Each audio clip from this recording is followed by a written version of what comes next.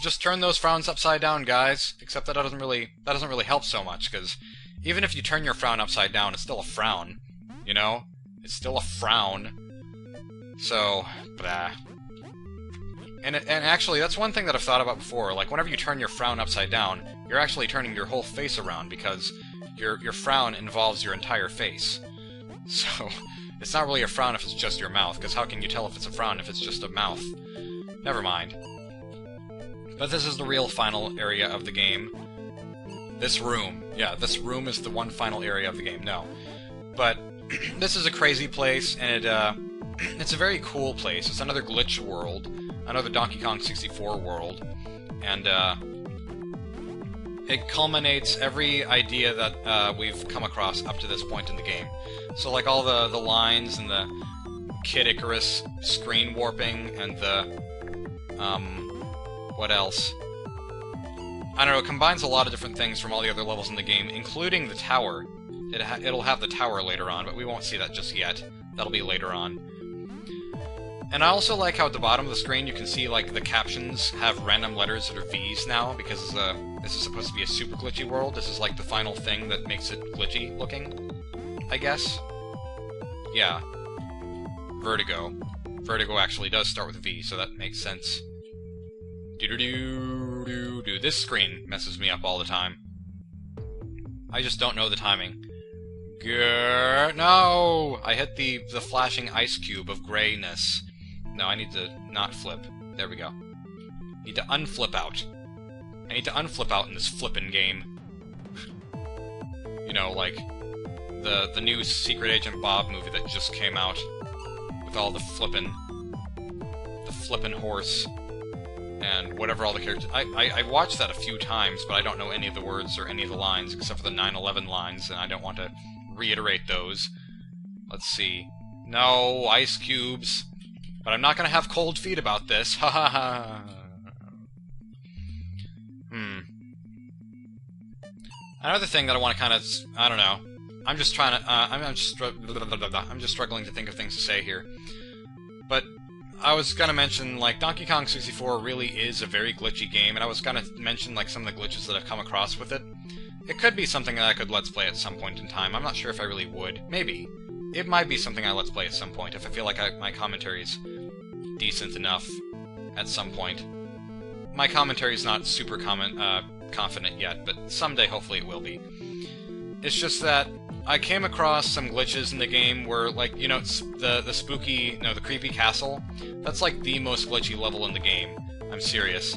Because, like, I came across a glitch where I was playing as Diddy Kong, and I was going through this area where you had to open up a coffin, and then you got the banana inside, and then you quickly got out of the coffin because of a cutscene that allowed you to get out of the coffin or something. But after that, I, like, jumped back in, and I got stuck inside of it.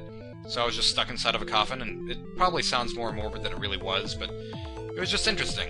And then I jumped back out somehow. Aha, this must be what's causing the interference. I wonder if I can turn it off. Warning, disabling the dimensional stability generator may lead to instability.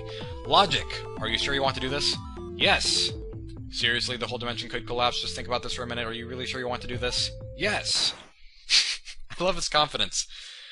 But now the stabilizer's offline, so nothing's stable anymore. Way to go, Viridian! But he's still confident. He's still happy. He's still smiling all the time. I love his optimism. And his optimism is much greater than mine, because I hate this room. This is like one of my least favorite rooms in this entire game. I can never get the timing in this room right. No. Yeah, that was awful. I just really don't understand it. You just have to go at the right time, and it just works out like that. Yeah. I died on that like 36 times the last time I played this. This room's okay, though. This room just takes some timing, and, time that is slipping out of my fingers, like the bottom of the screen says. This music's amazing, too. This is actually sort of a remix of the song Pushing Onwards in the soundtrack. And, this one's called Positive Force, I think, right? I hope that's what it's called, or otherwise I'll feel stupid. All the songs in this game are actually titled with names that start with the letter P, and the soundtrack is called PPPPPP, which I think is kind of fun. Oh, the bottom of the screen just glitched out a whole lot right then. all of those letters turned into the letter V. This is also another tricky screen, because it has parallel lines. I don't like parallel lines. Not here, nor in math. Math is my worst subject, by far. I'm just not a math person. Oh, Viridian. Viridian. This is a very easy platform to jump on. Just do it. Just do it. Nike. It would help if he wore shoes, you know? I mean, then if he fell on the spikes, nothing would happen. Especially if he wore cleats, then it would be like the same thing. Okay, go! Yeah! We're approaching the end of the game. This is one of the final rooms of the game. This is called the Panic Room, as you can see. Very, very panicky. Very nice. And we are lining up to make the shot here. And I'm afraid that was a bogey. Let's try again on the next hole. The ball, we can't find the ball because the camera moves a little bit too slowly for us to find the ball on the screen, but yes. We're just gonna wave the camera around in the air and hope that we can find the ball eventually. And, oh, there it is on the ground. Let's just move the camera over there instead. I don't know. Golf, I don't understand why anyone would watch golf. Or any sport, really. Like, even football. I understand that people love football. Football is like America's most loved pastime or whatever, but I don't find football interesting at all. Not even remotely. It's just like a whole bunch of people running around on a field, there's some rules involved, and then everyone gets overworked about it, and they're like, "Why didn't you win?" And everyone treats, like, everyone who watches football treats their, treats the upcoming games and their opinions about them as facts, which I think treating opinions like facts is an annoying thing anyways, but then if you have, like, an entire sport that's all about that, then it's just, I don't know. Everyone's like, my team is going to win. It's a fact. And then one person's gonna be right and one person's gonna be wrong. That's the real fact of the matter. People say that the final challenge is one of the hardest rooms in the game. It's one of the trickier rooms, but I don't think it's the hardest room. This is the last straw. W, V, unavoidable trinket. VV, VVVVVV, VVVVVVV, outer space. Now we're lost in space forever. There's nothing else we can do here. We can, however, move to the left and the right. That's kind of fun. I like that. We found all the trinkets in under an hour. That's nice. Total flips. Oh, goodness. And hey, that's my best record, I think. I beat the game in under 150 deaths. I think, yeah. I'm pretty sure that's my best record. That's crazy. On camera, too. If this recorded properly, which I think it did. Alright, so we're lost in space, and... oh, rainbows!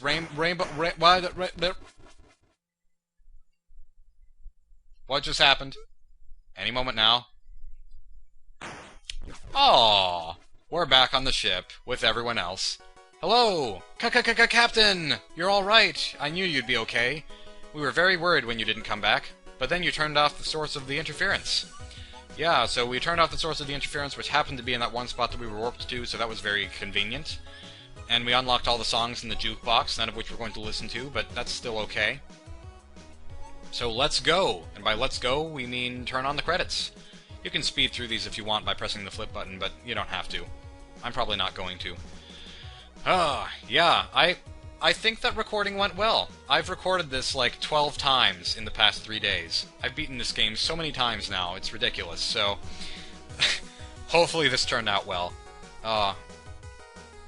Yeah, there's actually, yeah, Paulie Koberger, whatever his name is.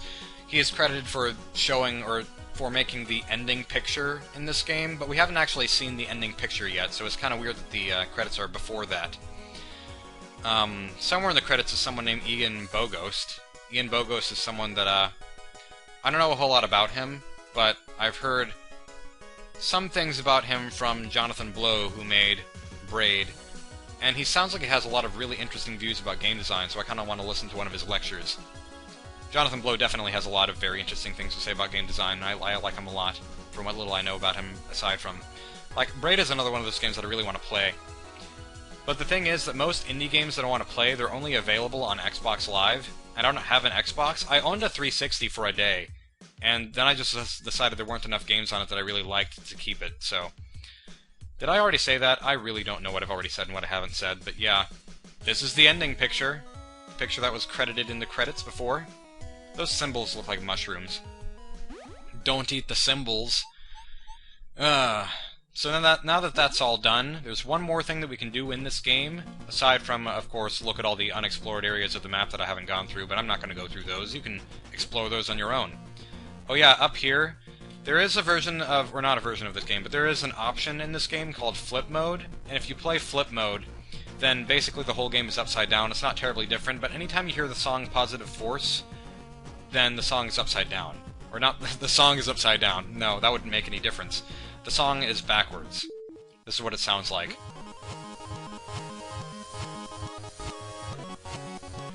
Interesting. Predestined Fate is a song that I sung to before. Pressure Cooker, Potential for Anything. Yeah, Presenting V is the one that plays in the credits. Or not the credits, the main menu screen. I love that music, it's so calming. Anyways, I'm gonna return to the normal passion for exploring music, because that seems more appropriate here, and let's talk to Victoria one more time. Wow, you found all of them. Really great. I'll run some tests and see if I can work out what they're for. That didn't sound good. Uh-oh. It's like Limbo, the game is starting over. Wait. It stopped. And everyone's happy. They just heard lots of fatal-sounding explosions, and all of them are still happy. I love this, too. We were just playing with the trinkets, and they suddenly exploded. That's so scientific, you know?